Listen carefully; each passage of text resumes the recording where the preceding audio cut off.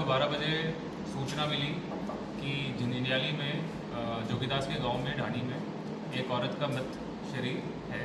उनके जो पति हैं वो थाने में आए, उन्होंने हमें सूचना दी। सूचना मिलते ही हमारा जो थाने का स्टाफ है और बाकी जो अधिकारी हैं तुरंत मौके पर पहुँचे। मौके पे डॉग स्क्वाड और एफएसएल को बुलाया गया। बाकी पूरे मौके को प्रिजर्व किया गया। इसमें ये देखते हुए कि मामला गंभीर है और ये ग्रामीण क्षेत्र है, तो हमने अलग अलग टीमों का गठन किया। इसमें करीब 100 लोग और 5-6 थानों की पुलिस का बड़ा सक्रिय रोल रहा। एक टीम को ये कार्य दिया गया कि इस जो पीड़ित है इसके घर के आसपास जितने भी घर हैं उन सबको एक बार चेक किया जाए, उनमें कौन कौन रहता है उसकी लिस्टिंग की जाए। उसके अलावा दूसरी टीम को टास्क दिया गया कि आसपास की जो ढाणियाँ हैं उन सब के लोगों की लिस्टिंग की जाए, कौन गायब है, किसका मोबाइल स्विच ऑफ है। इस पर एक्सरसाइज हमने चालू कर दी। हमने जो परिवादी हैं उनसे भी बात की, आसपास के लोगों से बात की। उसमें एक उन्होंने जो संदिग्ध जो है हेम सिंह पुत्र पूर सिंह उम्र 22 साल, उस पर संदेह जाहिर किया। इसको घटना वाली रात 11:30 बजे वहाँ घटनास्थल के पास देखा गया था। ऐसे ही परिवादी से जब बात हुई तो उन्होंने भी इस पर संदेह जाहिर किया। इस बिना पे हमने इसको दस्तयाब किया, डिटेन करके इनसे पूछताछ की। पूछताछ के दौरान इन्होंने स्वीकार किया कि इन्होंने ये वारदात की है। ये 21 तारीख की रात को इन्होंने करीब 11:30 बजे वहाँ पे थे। उसके बाद ये हथियार लेकर लूट के इरादे से महिला के घर की तरफ गए। महिला जो कमरे में सो रही थी उसकी खिड़की खुली थी। उस खिड़की से इन्होंने झांक के देखा तो महिला सो रही थी। उसकी इन्होंने उस बंदूक से हत्या कर दी। हत्या करने के बाद चूँकि वहाँ खून फैला तो ये उस डर गया और उस कमरे में नहीं गया। आसपास का जो जीरा था और जो पैसे थे वो जिन कमरों में थे उनमें ताला लगा हुआ था। चूँकि ये इसका पड़ोसी था तो इसको आइडिया था कि उनकी जो चाबी है उन तालों की वो कहाँ है। तो इसने अपने जो पाँव के निशान हैं वो मिटाने के लिए ट्रैक्टर को ये लेके आया। ट्रैक्टर से 2-3 राउंड वहाँ पे काटे जिससे कि इसके पाँव के निशान नहीं मिले। फिर उस ट्रैक्टर पे इसने जो चुराई हुई जीरे की बोरियाँ और बाकी सामान है वो रखा और फिर जाके उस ट्रैक्टर को एक सुनसान जगह पे छोड़ दिया। उसके बाद ये अपने घर जाके सो गया। ये पूरा घटनाक्रम रहा है। मैं विशेष रूप से ये उल्लेख करना चाहूँगा कि सारे जो भी 4-5 थाने हैं हमारे, एसएचओ कोतवाली से एसएचओ साहब राजेंद्र प्रसाद मीणा, मामराज, इन सब की बहुत अच्छी भूमिका रही। एसएचओ सांगड़ और उनकी पूरी टीम का बहुत अच्छा कार्य रहा। एसएचओ म्याजलार, उनकी टीम, एसएचओ झंझाली और उनकी टीम। इसके अलावा हमारी जो डीएसटी की टेक्निकल सेल है उसने भी काफ़ी इसमें काम किया। तो पुलिस के सामूहिक प्रयास से और समन्वय से हम इस घटना का खुलासा कर पाए। किस तरह देखिए, चूँकि ये ग्रामीण परिवेश है तो यहाँ पे ये क्लियर था हमें कि यहाँ पे बहुत ज़्यादा कैमराज मिलना पॉसिबल नहीं है। तो हमने जो मानवीय जितना भी क्षेत्र है उसको डिवाइड किया।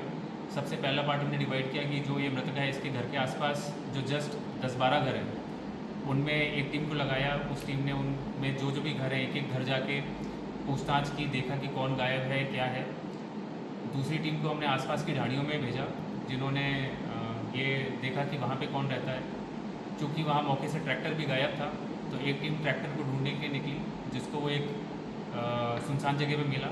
जिस जगह पे ट्रैक्टर मिला उसके पास में जो ढाणी है, तीसरी टीम ने जाके वहाँ पूछताछ की। एक टीम जो है हमारी टेक्निकल टीम है वो पूरे जो एरिया है उसका जो भी तकनीकी साक्ष्य हैं उसको जुटाने में लग गई। एक जो हमारी टीम थी वो थाने में जितने भी संदिग्धों को हम लाए उससे पूछताछ में लगी रही। तो इस तरह 5-6 टीमों को लगा के मानवीय सूचना संदेह के आधार पे हम लेके आए और अभियुक्तों से फिर कड़ाई से पूछताछ करने के बाद इस मामले का खुलासा करवाया। संख्या लूट की थी, ये हथियार लेके ही उस महिला के घर गया और इसको तय था कि उसको मार के लूट करनी है।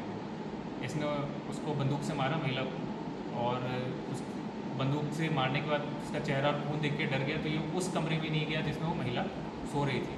बट जीरा जो कि है वो उसके बगल वाले कमरे में था और किचन में कुछ इसको पता था कि इनके पैसे और वो रखे हैं बैग में, तो ये उनको चुरा के। अभी तक जांच में जो हथियार है वो अवैध होना ही सामने आया है और उसके बारे में आगे अनुसंधान चल रहा है। टोपीदार बंदूक जो है वही, और उसके आगे अभी इससे पूछताछ चल रही है कहाँ से क्या है। इनकी जाति जो है राजपूत है और इनका जो घर है ये मृतका के घर के जस्ट पीछे वाला खेत जो है वो इनका है। और चूँकि ये इनका पड़ोसी था तो इसको पता था कि ये महिला अभी 20 तारीख को ही वापस आई है अपने कानोड़, जहाँ पे इनका ससुराल है, वहाँ से। तो 20 तारीख को ये वापस आई है। 21 तारीख को दोपहर को भी ये जो युवक है 3-4 बार उस खेत में संदिग्ध तरीके से घूमा है। इस महिला से 21 तारीख को इसकी बात भी हुई है। तो एक प्रारंभिक डाउट का कारण ये भी रहा कि ये 3-4 बार उस खेत में घूमा।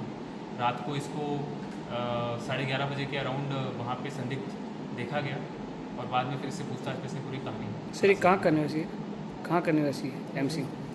ये जोगीदास के गांव का ही निवासी है।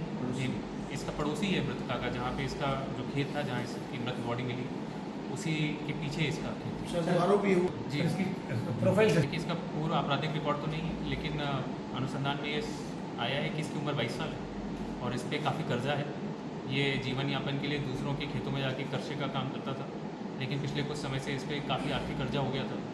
तो उस कर्जे को उतारने के लिए और जल्दी पैसा करने के लिए इसको पता था कि इस महिला के पास जो है जीरा भी है और पैसा भी है, तो इसलिए इसने इस घटना को अंजाम दिया। पहला तो इसमें सबूत मिटाने के लिए जो इसके पाँव थे उसको कवर करने के लिए 3-4 बार ट्रैक्टर को उस जगह पे घुमाया, जिससे कि इसके पाँव के निशान नहीं मिले। दूसरा, जब पुलिस वहाँ पे थी तो बाकी पड़ोसी वहाँ पे इकट्ठा हुए थे, उसमें ये भी वहाँ पे आया और ये भी वहाँ बैठा हुआ था जब हम आसपास मौका देख रहे थे, बात कर रहे थे। उसके बाद जब इस पर संदेह गया और लोगों ने संदेह जाहिर किया, उसके बाद हमने इसको डिटेन करके पूछा।